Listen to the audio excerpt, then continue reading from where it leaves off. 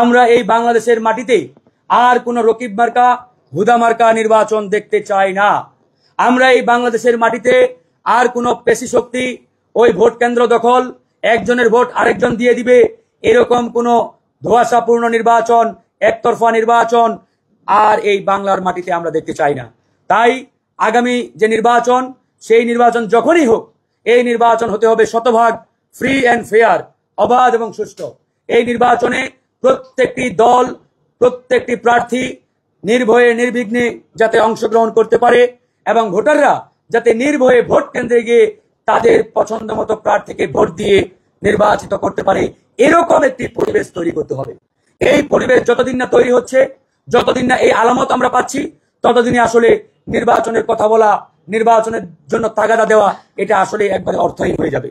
এদেশের জনগণের আকাঙ্ক্ষা ছিল যে আমরা একটি নতুন বাংলাদেশ বিনির্মাণ করব, একটি নতুন বাংলাদেশ পাবো, যে বাংলাদেশে থাকবে না কোনো রাজনৈতিক হানাহানি, থাকবে না কোনো রক্তপাত, থাকবে না কোনো মারামারি, কাটাকাটি, চাঁদাবাজি, টেন্ডারবাজি। এরকম একটি সুন্দর সোনার বাংলাদেশ পাওয়ার আকাঙ্ক্ষা নিয়েই কিন্তু জনগণ গত 5ই আগস্ট বাংলাদেশকে ফ্যাসিবাদ মুক্ত করেছিল।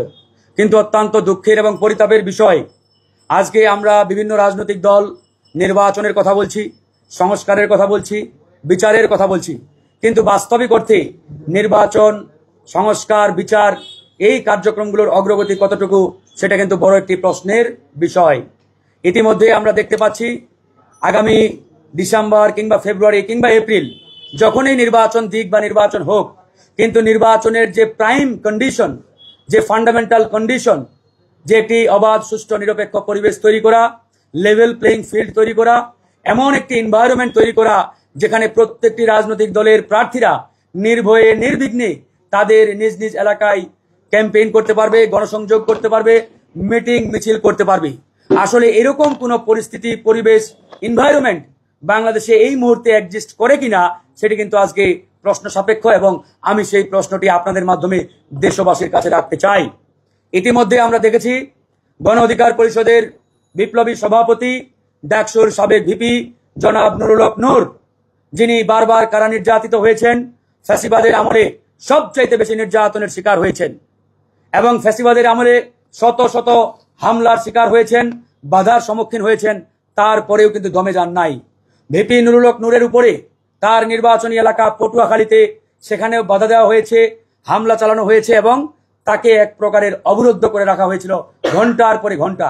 এরকম একটা পরিস্থিতির মধ্যে আমরা যদি সামনের দিকে প্রসিড করি, অগ্রসর হই, তাহলে ডে বাই ডে আমার মনে হয় পরিস্থিতি উন্নতির চাইতে অবনতির দিকে যাওয়ার সমূহ সম্ভাবনা রয়েছে। এই জন্য আমরা বলেছি যে নির্বাচন হওয়ার যে ফান্ডামেন্টাল কন্ডিশন, যে প্রাইমারি কন্ডিশন, সেটা যতদিন না পূরণ হয়, বাস্তবায়ন হয়, যতদিন না আমরা আসলে জনগণের সামনে হাজির করতে পারি, ততদিনে ওই নির্বাচনের তফসিল বলেন বা নির্বাচনের ঘোষণা বলেন, এরকম কোনো বিষয় হলে সেটা হবে অর্থহীন।